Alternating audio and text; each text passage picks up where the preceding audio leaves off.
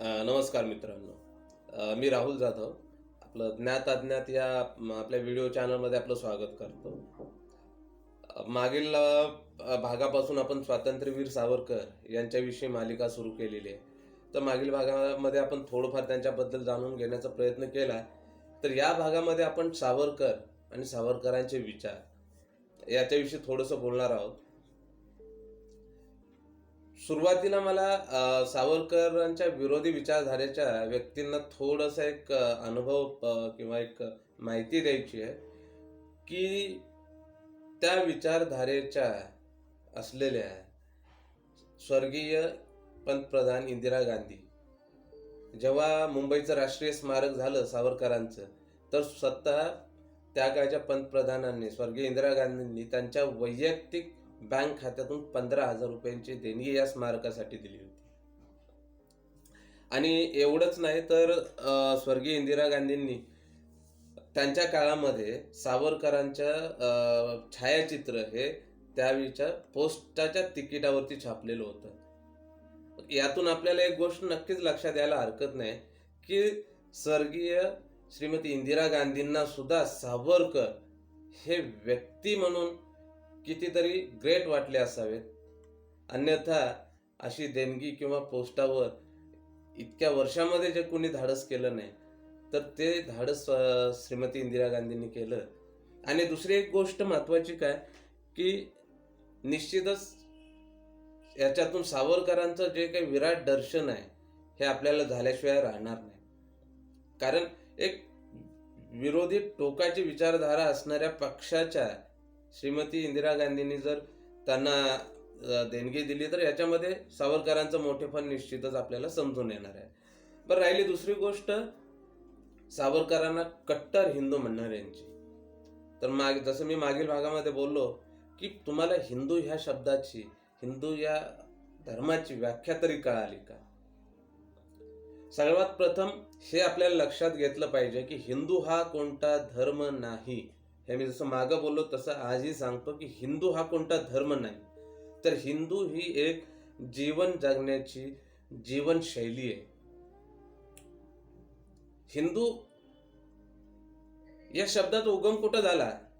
तर मित्रांनो, आपल्या आशिया खंडामध्ये आपल्याला भौगोलिक परिस्थिती आपली बघता आपल्याला ज्या प्रमुख नद्या आपल्याला मिळालेल्या आहेत त्याच्यामध्ये गंगा, यमुना, सरस्वती, नर्मदा, सिंधू, कावेरी, गोदावरी, बरोबर. तर ह्या सप्त सिंधू ज्याला आपण म्हणतो, तर ह्या 7 नद्या ह्या. तर ह्याच्यामध्ये जे आहे ह्याला सिंधू नदी जी आहे याला राणी नदी म्हटलं जातं. ह्या सर्व नद्यांची राणी नदी म्हणजे ही सिंधू नदी. तर अगदी हिमालयापासून खाली समुद्रापर्यंत या सिंधू नदीच्या आसपासचा जो काही प्रदेश आहे, तर या प्रदेशामध्ये त्या त्या काळी जी मनुष्यवस्ती विकसित होत गेली, त्यांचं राहणीमान आणि जे समूहानं राहत असताना ती जी वाढत गेली, तर ती जी जीवनशैली आहे, ती जी विकसित होण्याची जी पद्धत आहे किंवा त्या समाजाला सिंधू संस्कृती असं म्हटलं जायचं, ती जी संस्कृती डेव्हलप होत गेली, तर ती सिंधू संस्कृती. कालांतरानं सप्त सिंधूचा अपभ्रंश हप्त हिंदू झाला आणि त्या हप्त हिंदू मधील हा आजचा हिंदू. तर ही गोष्ट आपण लक्षात घेतली पाहिजे की हिंदू हा कोणता धर्म नाहीये, ह्याची मक्तेदारी ही कोणत्याही एका समाजाकडे नाहीये, तर ती एक विकसित होत गेली एक संस्कृती आहे. सावरकरांना कट्टर हिंदूवादी म्हटलं जातं. तर मला असं विचारावं वाटतं, जे सावरकरांना कट्टर हिंदूवादी म्हणतात, तर त्यांना कट्टर ह्या शब्दाबद्दल काही कळालं का? कट्टर कुणाला म्हटलं जातं? कट्टर कोण असतं? हे पहिले आपण समजून घेणं गरजेचं आहे.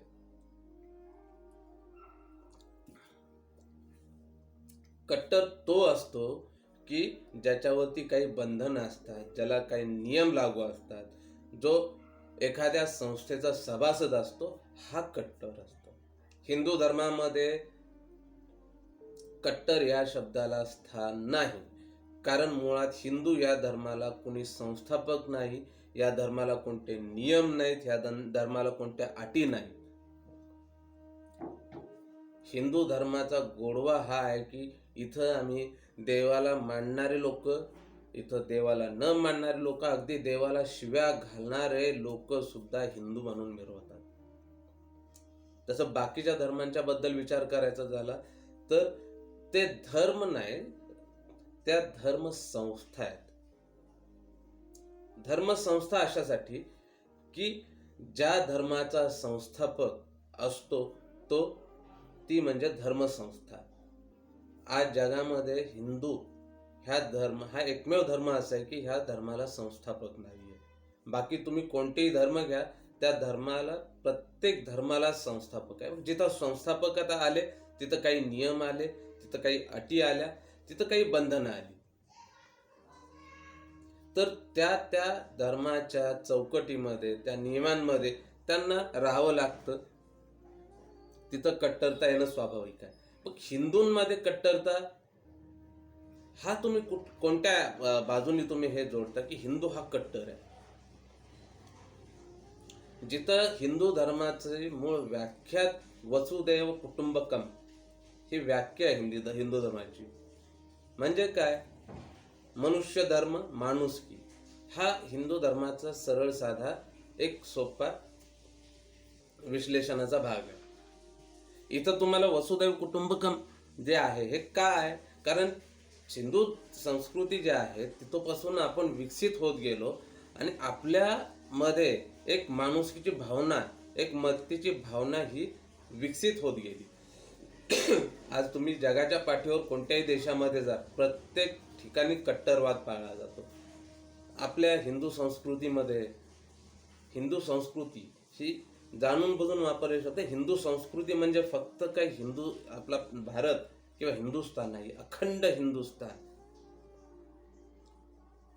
तर याच्यामध्ये आपल्या माणुसकीची भावना आजही आहे. आज आपल्यामध्ये कुणीही येऊ शकतो, मिसळतो, आपण मिसळवून घेतो. कारण वसुदैव कुटुंबकम हे आपल्याला शिकवण्यात आलेलं आहे.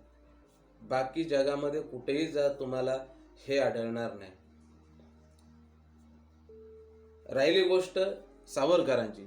सावरकर 100% हिंदुत्ववादी होते, पण त्यांचा सनातनी हिंदुत्वाला विरोध होता. हे माहिती नसेल तर आपल्याला सांगतो. सनातनी हिंदूला विरोध होता सावरकरांचा. त्यांना अजिबात पटत नव्हता सनातन हिंदुवाद. म्हणून त्यांनी राष्ट्रीय हिंदुत्वाची व्याख्या केली.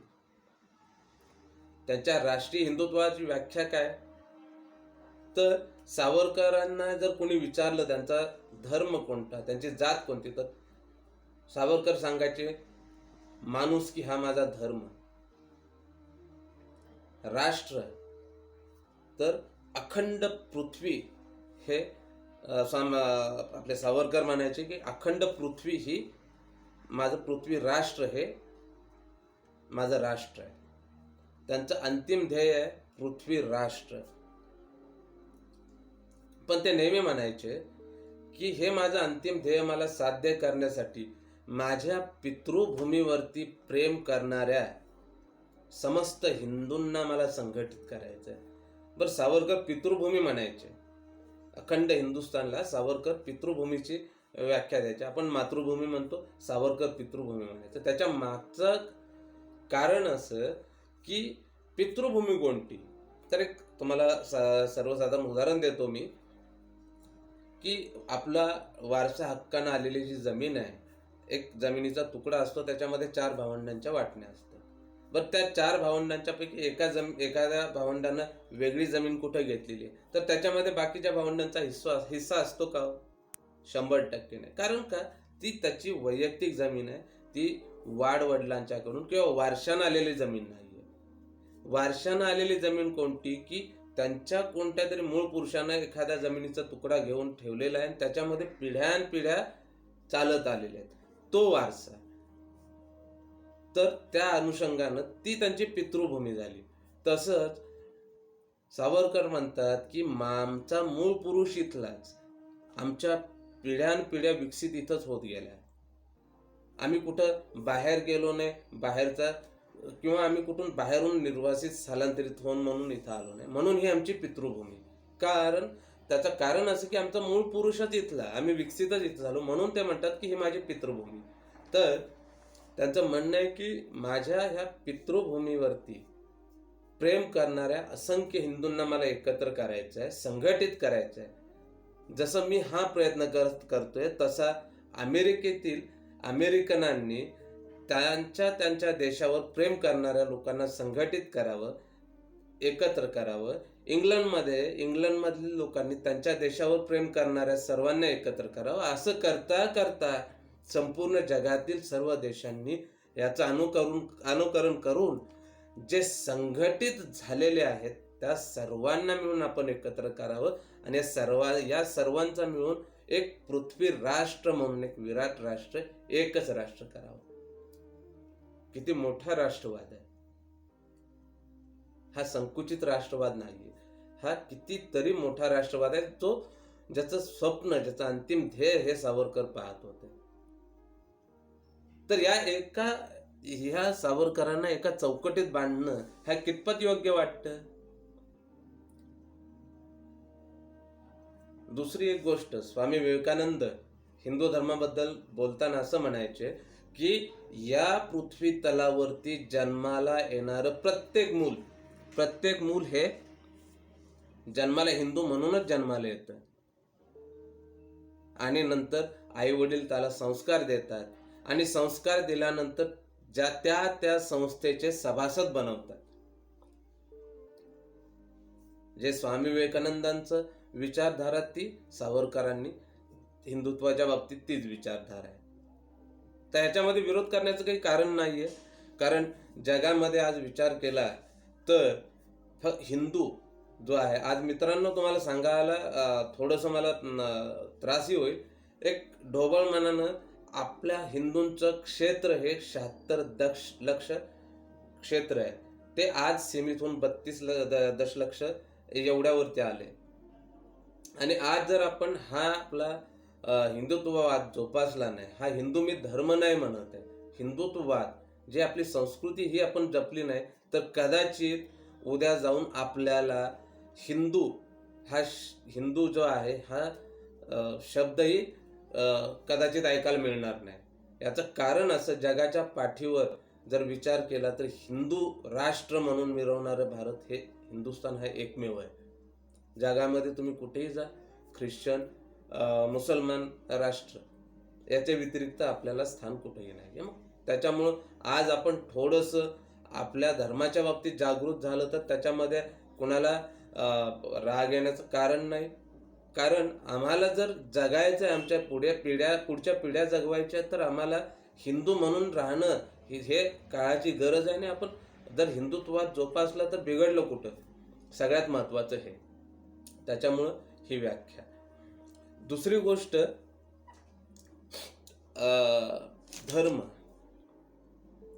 धर्म म्हणजे काय? सावरकरांच्या भाषेत सांगायचं झालं तर धर्म हा कोणताही धर्म असा नाहीये. तर अजून एक धर्माला लागून अजून एक सध्या नवीन शब्द निघालाय, निधर्मी. काय बाबा, कुठून काढला निधर्मी हा शब्द? काढला कुठून तुम्ही? निधर्मी असा हा शब्द जगाच्या पाठीवर कुठंच नाही. याचं कारण असं मित्रांनो, निधर्मी म्हणजे काय? ज्याला धर्म नाही असं कसं शक्य आहे? ज्याला धर्म नाही, अरे दगडालाही धर्म आहे, त्याचा धर्म म्हणजे काय? गुणधर्म. तर दगडालाही त्याचा धर्म आहे की तो एका जागेवरती आहे, बरोबर, एका जागेवरती राहणं, निश्चल राहणं हाही त्याचा एक धर्म आहे. निर्जीवाचा जर धर्म आहे तर तुम्ही सजीवामध्ये निधर्मी व्याख्या लावता कशी? हा दगड सुद्धा त्याचा धर्म वर्षानुवर्ष पाळत असतो.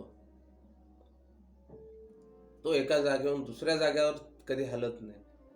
प्रत्येक सजीवाचा सुद्धा गुणधर्म आहे. सजीवाला चालणं, बोलणं, हसणं, रडणं हे धर्म आहे. हा त्याचा धर्म आहे, गुणधर्म आहे, तो पाळतोय. झाडाचाही, प्रत्येक मनुष्य प्राण्याचा, प्रत्येक प्राण्याचा, प्रत्येक वनस्पतीचा, अगदी निर्जीवांचाही धर्म आहे. त्याच्यामुळे निधर्मी ही, आणि हा शब्दच कुठं नाही खरं तर. कुठल्या मूर्खानं ह्या निधर्मी शब्दाची व्याख्या केली हे कठीण कोड आहे. हा, धर्म म्हणजे काय, किंवा धर्म आला कसा, जात आली कशी? तर जात ही कर्मानं आली. जात ही कर्मानं आली.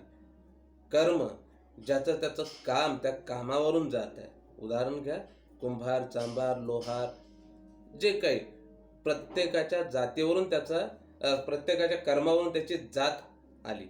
तर त्याच्यामुळं याच्यामध्ये कमी जास्त मोठेपणा याचा काही विषय येत नाही. सावरकरांच्या बाबतचा एक तुम्हाला किस्सा सांगतो. एक इंग्रज अधिकारी वॉरंट घेऊन आला होता सावरकरांच्या घरी. सावरकरांचा राष्ट्रवाद याचं अजून एक उदाहरण. एक इंग्रज अधिकारी आला वॉरंट घेऊन. तो आला, सावरकर बसले होते दारामध्ये खुर्ची टाकून. तर तो सावरकरांना म्हणाला की सावरकर, तुमच्या घराची झडती घ्यायची आहे आणि सहकार्य करा. बोले ठीक आहे, वॉरंट कशाबद्दल? सावरकरांनी सहज विचारलं, वॉरंट पण कशाबद्दल? तर त्या इंग्रज अधिकाऱ्यांनी सांगितलं की अशी आम्हाला संशय आहे की जे क्रांतिकारक आहेत, तर त्या क्रांतिकारकांना हत्यार पोहोचवण्याचं काम तुम्ही करताय, पुरवण्याचं काम तुम्ही करताय, आणि तुमच्या घरामध्ये हत्यारं लपवलेली आहेत. तर सावरकर बोले, हा बरं, ठीक आहे, हरकत नाही, तुम्ही घ्या, बिनशर्त तुम्ही तपासणी करू शकता. पण अडचण एक आहे की माझं घर थोडं मोठं आहे, तर तुम्हाला सोयीचं जावं म्हणून एक माझ्या घराचा नकाशा तुम्हाला देतो, म्हणजे तुम्हाला घराचा प्रत्येक कोपरा व्यवस्थित तपासता येईल. असं म्हणून त्यांनी त्यांच्या बायकोला हा आवाज दिला. त्याची बायको बाहेर आली आणि त्यांनी सांगितलं की अगं, एक काम कर, आपल्या घराचा जो नकाशा आहे तो ह्या साहेबांना दे, आणि ते आपल्या घराची झडती घेण्यासाठी आलेले आहेत. कदाचित आपल्या घरामध्ये त्यांना हत्यार वगैरे सापडण्याची शक्यता आहे. तो ठीक आहे. त्यांची धर्मपत्नी आत निघून गेली नकाशा आणण्यासाठी. तर सावरकर त्या अधिकाऱ्याला म्हणतायत की माझं घरी व्यवस्थित तुम्ही तपासून घ्या, पण त्याच्यासोबत हे बाहेरचं जे मोकळं पटांगण आहे, भरपूर मोठं अंगण आहे माझं, कदाचित तिथेही खणून बघा, तिथेही काहीतरी मिळण्याची शक्यता आहे, ते सुटायला नको, कारण कर्तव्य हे प्रामाणिकपणे होणं गरजेचं आहे. तर थोड्याच वेळात त्यांची धर्मपत्नी हातामध्ये भली मोठी गुंडाळी घेऊन आली घराच्या नकाशाची. तर त्या इंग्रज अधिकाऱ्याच्या हाती सोपवल्याने हे माझ्या घराचा नकाशा. तर जेव्हा त्या अधिकाऱ्यानं संपूर्ण नकाशा उघडला, तर त्यानं तो फक्त सावरकरांच्या चेहऱ्याकडे बघतच बसला. काय असेल असं ह्या नकाशामध्ये? तर तुम्हाला तुमच्या माहितीसाठी सांगतो की तो जो नकाशा आहे, तर तो उघडल्यानंतर तो अधिकारी बघतोय तर काय, तर त्याच्यामध्ये अखंड हिंदुस्थानचा नकाशा आहे. तो सावरकर त्याला म्हणताय, हे माझं घर आहे. त्या अधिकाऱ्याला लाज वाटली. तो संकुचित होऊन सावरकरांना म्हणाला, मिस्टर सावरकर, माफ करा, आणि तो त्या घराची झडती न घेता निघून गेला. हा सावरकरांचा राष्ट्रवाद आहे. म्हणजे किती मोठ्या विचाराचा हा माणूस आहे, किती ताकदीचा तो माणूस आहे की जो घर हे स्वतःच्या राष्ट्राला स्वतःचं घर समजतोय. या व्यक्तीला आपण काय न्याय दिला इतक्या वर्षामध्ये, स्वातंत्र्यानंतर? संसदेमध्ये तस्वीर लावण्यासाठी सुद्धा आपल्याला झगडावं लागलं. बरं, तिथंही अगदी निषेध मोर्चे निघाले, अगदी बहिष्कार टाकला कार्यक्रमावरती. सावरकरांच्या बाबतीत हा एक घडलेला किस्सा. सोबतच विचार करा की जो इतका प्रखर राष्ट्रभक्त आहे, तर त्याची बायको सुद्धा कोणत्याही पद्धतीनं कमी नाहीये बरं का. कारण त्यांची धर्मपत्नी जेव्हा घराचा नकाशा आणायला सांगते, ती जाऊन राष्ट्राचा नकाशा तिथं समोर ठेवते. किती धाडस आणि किती त्यागाची भावना आहे याच्यामध्ये, याचा कधी आपण विचार केला? या बाजूने सावरकर आपल्याला कधी शिकवलेच नाही. अजून एक किस्सा सांगावा असं वाटतं. एक वेळ असं झालं की महात्मा गांधीजी आणि त्यांच्या अर्धांगिनी कस्तुरबा या भारत भ्रमण करत असताना फिरत फिरत जेव्हा पुण्यामध्ये आल्या तेव्हा सहज कस्तुरबांना आठवण झाली आणि कस्तुरबांनी गांधीजींना विनंती केली की इथंच सावरकर पुण्यामध्ये राहतात, तर आलोच आहे तर आपण त्यांना भेटून जावं का. तर महात्मा गांधींनी सुद्धा बोले हरकत नाही, कारण बरेच दिवस झाले आम्ही भेटलो नाही. विचार करा, गांधीजी सावरकर हे भले विरोधी विचारधारेचे असतील तरीही त्यांचं एकमेकांच्या विषयी तेवढं प्रेम आहे बरं का. असं नाही की माझं तोंड एकीकडे तुझं पण एकीकडे, नाही, बिलकुल नाही.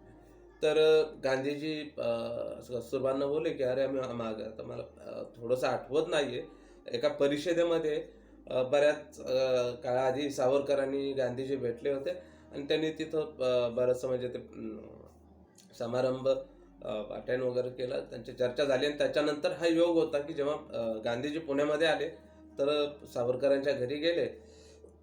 तिथं त्यांचं यथायोग्य स्वागत झालं आणि काही वेळ इकडच्या तिकडच्या चर्चा दोघांच्या मध्ये, त्यांच्या धर्मपत्नींच्या मध्ये झाल्या आणि गांधीजी आणि सावरकरांनी थोडंसं एकांतात बसून वरच्या मजल्यावरती गेले ते की आपल्याला स्वातंत्र्याविषयी काही करता येईल का, एकत्रितपणे स्वातंत्र्याविषयी काही करता येईल का म्हणून ते चर्चा करायला म्हणून वरती गेलेले.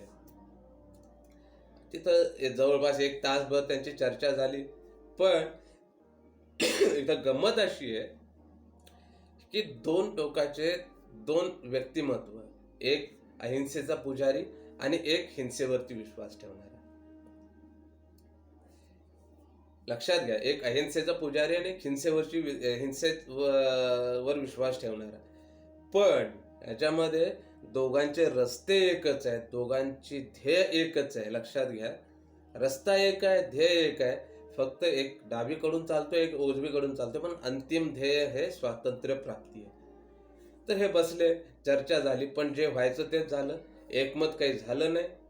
एकत्र काम करण्याचा जो त्यांचा विचार होता तोही काही जुळून आला नाही. ते तासाभरांनी खाली आले दोघे आणि आल्या गांधीजींनी पहिले काय केलं असेल तर सावरकरांना विनंती केली की तुमच्या धर्मपत्नींना थोडं बाहेर बोलवता का, मला त्यांच्याशी बोलायचं आहे. तर सावरकरांनी आवाज दिला आणि त्यांच्या पत्नी ह्या बाहेर आल्या. तर आल्या गांधीजींनी पहिल्यांदा त्यांना बोलले की मला तुमची म्हणजे पाय जे आहेत ना, पाय पकडायचे आहेत, म्हणजे पाया पडायचे आहे. तर तेव्हा सावरकरांच्या धर्मपत्नी म्हणतात की अहो बापूजी, हे काय करताय तुम्ही, वयानं थोर मोठे आणि असं हा चुकीचा विचार, हा विचार कसा काय म्हणजे. तेव्हा गांधीजी त्यांना काय म्हणतायत की अहो की मी 1 तास वरती बसलो ह्या माणसाच्या समोर, पण अक्षरशः माझ्या अंगाला अंगार लागला, की धग माझ्या अंगाला लागली एका तासामध्ये, किती मला सहन नाही झाली. तर तुम्ही तरी उभ्या आयुष्य त्यांच्यासोबत काढताय, संसार करताय, तुम्ही कसं काय सहन करत असाल, ह्याच्यासाठी मला खरं तर तुम्हाला वंदन करायचं म्हणून बाहेर बोलवून. म्हणजे ह्याच्यामध्ये सावरकरांचा जो प्रखर, जो ज्वलंत जो राष्ट्राभिमान आहे, देशाभिमान आहे, हे याच्यातून आपल्याला दिसून येतं. बरं, मला अजून एक मोठा आक्षेप आहे, गांधीजींचा आता विषय निघालेलाच आहे. मी खरं तर गांधीजींना भरपूर मानणारा आहे, त्यांचे विचार खरंच प्रेरक आहे. पण हल्लीच्या काळामध्ये किंवा जो स्वातंत्र्यानंतर जो काही अवडंबर माजवलेला आहे, अहिंसेमुळं स्वातंत्र्य मिळालं, ह्या मताचा मी बिलकुल नाही. मला हे मत पटत नाही. अरे कोण म्हणतं तुम्हाला अहिंसेमुळं स्वातंत्र्य मिळालं? फक्त अहिंसा परमो धर्म. अरे म्हणजे 1857ला जे ताटा टोपेंपासून जी मालिका सुरू झाली ती अगदी सुभाषचंद्र बोस, सावरकर, अगदी भरपूर त्याच्यामध्ये भगतसिंग, राजगुरू, कित्येक अशी अगणित नावं घेता येतील. म्हणजे यांचं योगदान काहीच नाहीये का स्वातंत्र्यामध्ये? पण अहिंसा, अच्छा ठीक, अहिंसेवरती तुम्ही म्हणताय स्वातंत्र्य मिळवलं, मग आज तुम्ही देशाच्या सीमेवरती जे सैन्य ठेवलेलं आहे देशाच्या रक्षणाच्या, सीमेच्या रक्षणासाठी, काय गरज आहे हो त्याची? माझा एक प्रामाणिक प्रश्न आहे एक अजान बालक आहे मी, की मला हा प्रश्न पडतोय की अहिंसा जो आहे किंवा उपोषण जे आहे याच्यामध्ये जर एवढी ताकद आहे की आपण स्वातंत्र्य मिळवू शकलो फक्त अहिंसेच्या जोरावरती, ठीक आहे, तर मग आपल्या सैनिकांना आपण आदेश देऊन टाका, विनंती करा, अरे कशाला लढताय, तर कशाला जीव धोक्यात घालताय, कशाला जीव घालवताय स्वतःचा आणि समोरच्याचाही. सरळ उठा, बंदुका खाली टाका, जा पाकिस्तानच्या सैन्याच्या समोर, बसा तिथं उपोषणाला, तंबू ठोका आणि त्यांना सांगा, बाबा गोळ्या घाला आम्हाला, पण आम्ही तुम्हाला एकही गोळी घालणार नाही, पण आम्हाला सुखानं जगू द्या. बघूया पाकिस्तानचे सैनिक तुमच्या उपोषणाला, तुमच्या अहिंसा परमो धर्माला देतात का दाद. ते जावा चीनवरती, चीनच्या सैनिकांच्या समोर ठोका तंबू, बसा उपोषणाला. चीन सांगा चीनच्या सैनिकाला, बाबा रे आम्ही उपोषणाला बसतोय, आम्ही काय हत्यार उचलणार नाही, आम्ही काय तुम्हाला मारणार नाही, घुसा आतमध्ये, नसेल तर बाबा आम्ही उपोषण तुम्ही जोपर्यंत आमची सीमा आम्हाला हे करत नाही, आखून देत नाही किंवा आमच्या आतमध्ये घुसायचं बंद करत नाही, तोपर्यंत आम्ही काही इथं उठत नाही. अरे जो चौरी चौरा कांड झाला, लाखो निष्पाप बळी गेले तिथं, रक्ताचे पाटच्या पाट वाहिले. बरं ते रक्ताचे पाट वाहिले म्हणजे ते काय पाट नव्हते का रक्ताचे, काय या सप्त सिंधू आल्या होत्या सौभाग्याचं लेणं लिहून, कुंकूचा मळवट भरून आल्या तो का लालेला लिहून, ते बघायला की अहिंसा परम धर्म आहे तरी कसा.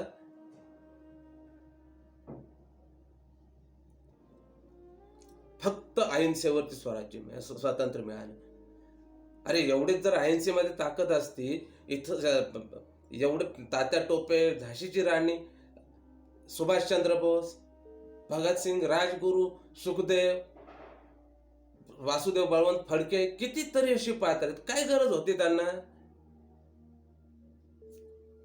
साक्षात शिवाजी महाराजांचं उदाहरण घ्या ना. शिवाजी महाराज आमच्या इथं प्रतापगडला आला होता अफजल खान, किंवा शिवाजी महाराजांनी असंही केलं असतं, अहिंसेमध्ये एवढीच ताकद जायचं होतं. शिवाजी महाराज जर तिकडे गेले असते आग्र्याला, औरंगजेबच्या दरबारामध्ये जायचं, तिथं बसले असते उपोषणाला, की बाबा मी तुझ्या इथं आलोय, मी आजपासून तिथं तंबू ठोकलेला बसलोय उपोषणाला, जोपर्यंत तू मला माझं स्वराज्य देत नाहीस, होऊ देत नाही, तोपर्यंत मी इथून जाणार नाही, तुला काय करायचं ते कर. चाललं असतं गाव ते. इथं आमच्या इथं प्रतापगडला आला होता अफजल खान, शिवाजी महाराजांना बोलवलं त्यानं, येता ये भेटीला ये, मी आलोय भेटायला तुला, येताना निशस्त्र ये. शिवाजी महाराजांनी म्हणायला पाहिजे होतं, अरे वा अफजल खान आलाय मला भेटायला, निशस्त्र बोलवतोय, अहिंसेचा पुजारी दिसतोय, जातो मी. गेले असते शिवाजी निशस्त्र, बसले असते त्याच्या समोर, सोडलं असतं का अफजल खानाने. अरे त्या अफजल खानाचा कोथळा काढावा लागला तेव्हा स्वराज्य उभं राहिलं, हिंसा करावी लागली तेव्हा स्वराज्य उभं राहिलं. जगाच्या पाठीमाग जगाच्या इतिहासात कुठंही तुम्ही पहा, हिंसेशिवाय राज्य नाही. कोणत्या तत्वावर सांगताय तुम्ही अहिंसेवर. अहिंसा काय ते आहे बाबा, गीतच आहे भलं मोठं, अहिंसा परमो धर्म, अहिंसेमुळे तुम्हाला स्वातंत्र्य मिळालं. अरे असं तर सुभाष बाबूंनी देशाच्या बाहेर जायलाच नको होतं, आयाने उभीच करायला नको पाहिजे होती इंडियन नॅशनल आर्मी. अरे ती आर्मी देशाच्या बाहेर जाऊन उभारली, त्या आर्मीनं जपान, अगदी कुठं रशिया, कुठं कर्तृत्व गाजवलं. ती आर्मी जेव्हा तुमच्या देशाच्या सीमेवरती आली तेव्हा तुम्ही इथं शंड झाले, इथून तुम्ही पाठवताय विरोधी देशाचं सैनिक आक्रमण करताय म्हणून, हा तुमचा अहिंसा परम धर्म. अरे आपल्याच माणसं, आपल्याच सैन्यावर तुम्ही सैन्य घालवताय, ही अहिंसा तुमची.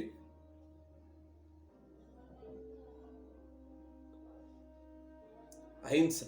या देशाला स्वातंत्र्य मिळण्यामध्ये सर्व प्रकारच्या व्यक्तींचा तेवढाच हातभार लागलेला आहे जेवढा अहिंसेच्या मार्गाने जाणाऱ्या व्यक्तींचा हातभार लागलेला आहे. किंबहुना जास्तीच अधिकार या लोकांचा आहे असं मला वैयक्तिक वाटतं. एक उदाहरण घ्या, एक उदाहरण म्हणून घ्या. एक भला मोठा वृक्ष आहे इंग्रज राजवट नावाचा.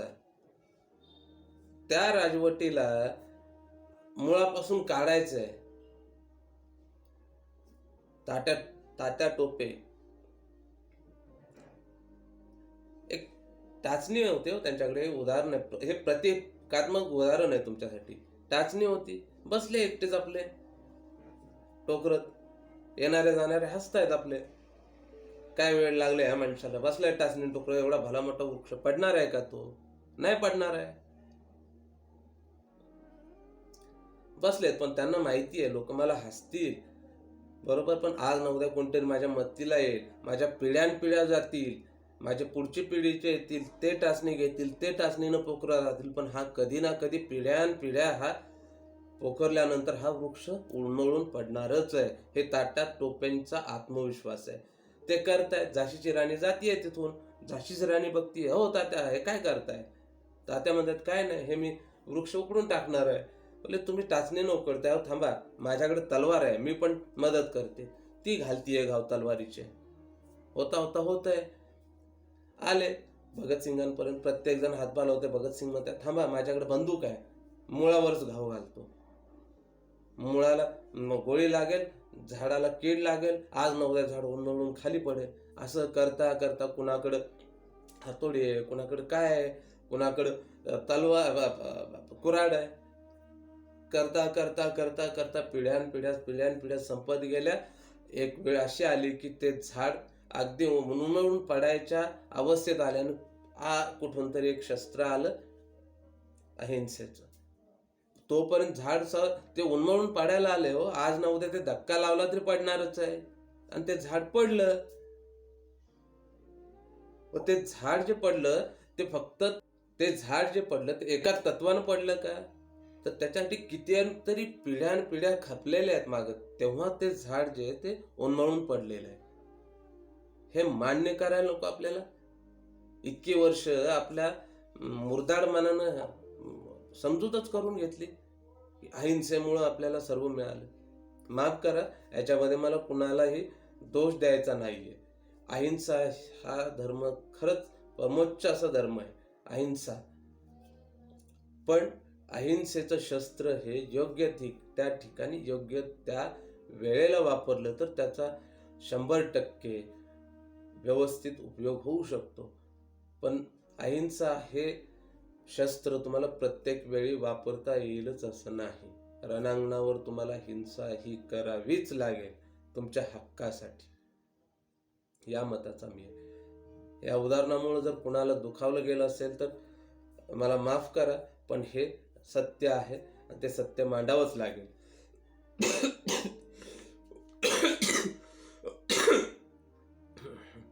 माफ करा. आता जसं मी तुम्हाला मगाशी पितृभूमीचं उदाहरण दिलं, असिता सिंधू, तर ही आपली पितृभूमी आहे. तर याला आपलं जपणं गरजेचं आहे. आणि दुसरी एक महत्वाची गोष्ट, स्वातंत्र्यवीर सावरकरांची जी स्वातंत्र्याविषयीची जी लढाई होती, स्वातंत्र्य लढा जो त्यांचा होता, हा कुण्या एका सीमा रेषेचं कुंपण असलेल्या हिंदुस्तान नावाच्या देशासाठी मुळीच नव्हता. तर तो जो त्यांचा स्वातंत्र्य लढा होता तो समस्त पृथ्वीवरील मनुष्य प्राण्याच्या स्वातंत्र्यासाठी होता. हे आवर्जून आपण लक्षात घेणं गरजेचं आहे. सावरकरांचे विचार हे कोणत्याही देशाच्या चौकटीसाठी संकुचित विचार नक्कीच नव्हते. सावरकरांचे विचार हे नेहमी त्यांच्या विचारांच्या 35 वर्ष किमान पुढचे विचार असायचे. याचं एक प्रातिनिधिक उदाहरण मी तुम्हाला देतो. सावरकर स्वातंत्र्य प्राप्तीनंतर नेहमी म्हणायचे, सूचना द्यायचे सरकारला की तुम्ही या गोष्टी वेळीच अंमलात आणा आणि आणणं गरजेचं आहे, नाहीतर ह्याचे परिणाम तुम्हाला भविष्यात भोगावे लागतील. सावरकरांचे एक स्पष्ट मत होतं, देशाला बलवान बनवायचं आहे तर तुम्ही या देशातल्या 3 घटकांना हे मजबूत बनवणं गरजेचं आहे आणि ते बनवा. पहिला आहे सैन्य दल, आर्मी, दुसरा आहे पोलीस खातं आणि तिसरा आहे शैक्षणिक क्षेत्रात काम करणाऱ्या व्यक्ती. या जर प्रबळ बलवान होतील तर देश हा चोर लुटारूंच्या हाती जाण्यापासून वाचेल, हे स्पष्ट सावरकरांचं मत होतं. आणि आज आपण जर विचार स्वातंत्र्यानंतरच्या आज 70 वर्षामध्ये आज जर विचार केला तर सावरकरांचे हे विचार तंतोतंत खरे ठरलेले आहेत मित्रांनो. आज बरंच आपण चर्चा केलेली आहे. वेळ बराचसा निघून जातोय. आपल्याला इथं थांबणं गरजेचं आहे. पण मित्रांनो, एक माझी पालक वर्गाला एक खरीच विनंती असेल की आपण दिवसातला एक 5 मिनिटांचा वेळ तरी आपल्या पाल्यासाठी काढला पाहिजे, आपल्या मुलांसोबत घालवले पाहिजेत. आणि हे 5 मिनिट जे आहेत हे भरपूर किमती आहेत, कारण ते 5 मिनिटांमध्ये तुम्हाला तुमच्या मुलाला घडवायचं आहे म्हणजे तुम्हाला आपला इतिहास शिकवायचा आहे. इतिहास शिकवणं गरजेचं आहे. तर का गरजेचं आहे हे मी पुढील भागात बोलणार आहे, कारण बराच उशीर होतोय, व्हिडिओ लांबतोय. तर आपण पुढच्या भागामध्ये याच्याविषयी बोलणार आहे की ही 5 मिनिटं का द्यावी. तर ती 5 मिनिटं द्या, तुमच्या मुलाला इतिहासाविषयी थोडंसं शिकवा. ही एक विनंती आहे. बऱ्याच जणांचं असं मत असतं की आम्हाला वेळच मिळत नाही. तर मित्रांनो, वेळ हा काढावा लागतो. थोडक्यात सांगायचं झालं तर ज्याला सिगरेटचं व्यसन आहे, हा कितीही बिझी शेड्यूल असेल तरी तो बाहेर जाऊन सिगरेट पिऊन येणार आहे. ज्याला दारूचं व्यसन आहे, तो संध्याकाळी कामाच्या सर्व गडबडीनंतर येईल, अर्धा तास तरी त्या दारूच्या व्यसनासाठी देणार आहे.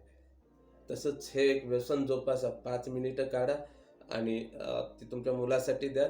पुढच्या भागामध्ये मी सांगेल की त्या 5 मिनिटांचा वापर कसा करायचा आहे. धन्यवाद. जय महाराष्ट्र.